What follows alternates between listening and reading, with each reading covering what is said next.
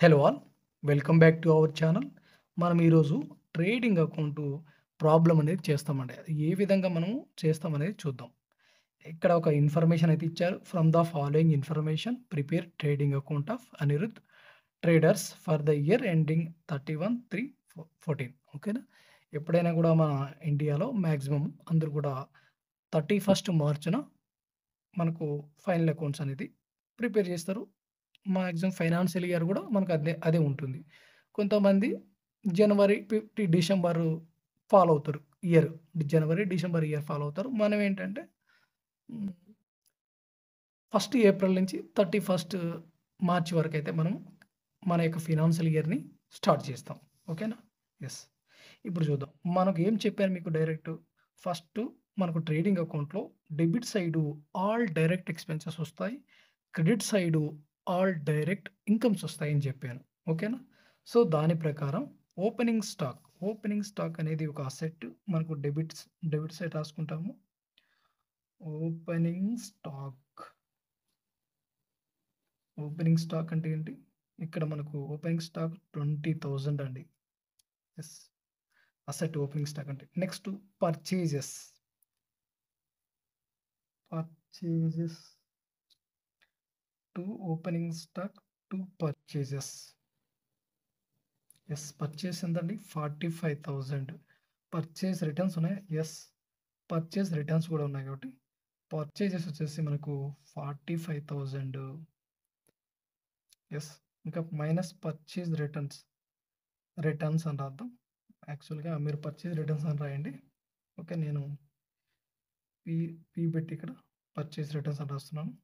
ఎంత? Purchase returns 2,000. దీన్ని minus చేసి 43,000 రాస్తాం. యెస్. ఇది పర్చేసెస్. అసలైన పర్చేస్ ఇవి. రిటర్న్స్ పోగా పర్చేసెస్ ఇవి. నెక్స్ట్ సేల్స్ అండి. సేల్స్ ఇటు సైడ్ రాస్తాం. బై ఇన్‌కమ్ గదా! సేల్స్ చేస్తే మనకొచ్చేది ఇన్‌కమ్ కదా! బై సేల్స్ ఎంతండి? 1,00,000 రూపీస్ అండి. రిటర్న్స్ ఉన్నాయా? యెస్. సేల్స్ రిటర్న్స్ ఉన్నాయి.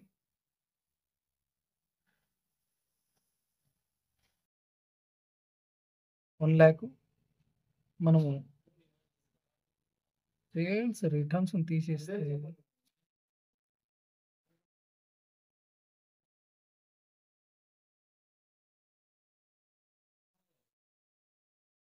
సేల్స్ రిటర్న్స్ వచ్చేసి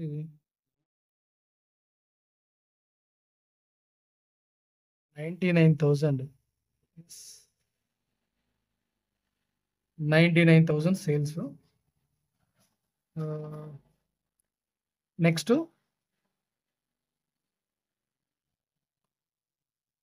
ఇయి అయిపోయినాయి కదండీ! అన్నీ అయిపోయినాయి.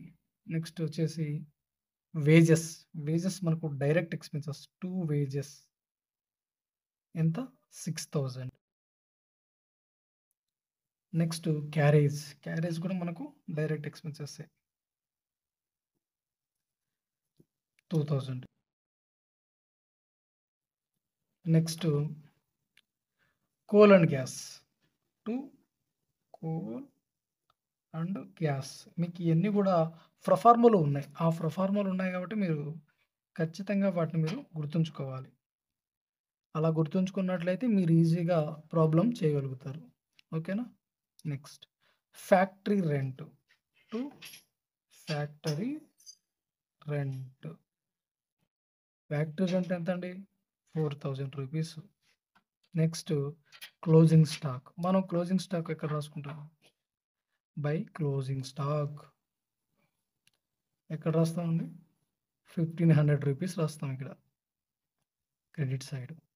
యెస్. అయిపోయిందా? మనం ఇప్పుడు దీన్ని టోటల్ చేస్తాం. ఎటు పక్క ఎక్కువ ఉందా అని చూద్దాం.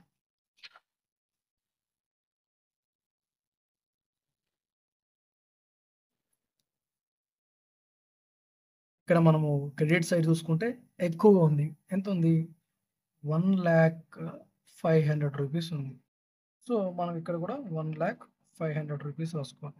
ఎటు పక్క ఎక్కువ ఉంటే ఆ అమౌంట్‌ని ఇక్కడ మనం రాసుకుంటాం. ఓకేనా? ఇప్పుడు మనకేంటి ఇక్కడ ఇన్‌కమ్ సైడ్ ఎక్కువ ఉంది కాబట్టి మనకు ప్రాఫిట్ వస్తున్నాం.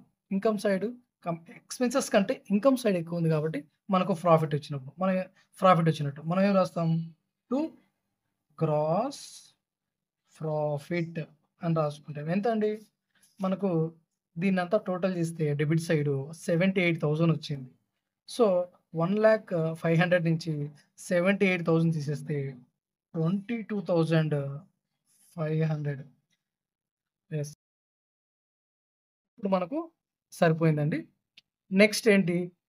నెక్స్ట్ మనము ప్రాఫిట్ అండ్ లాస్ అకౌంట్ ఎట్లా ప్రిపేర్ చేయాలనేది చూద్దాం. ఓకేనా? థాంక్ యూ అండి. Thanks for watching.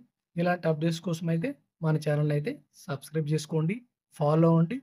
మీకు అర్థమైందో లేదో కామెంట్ చేయండి. ఓకేనా? Thank you. Thank you so much.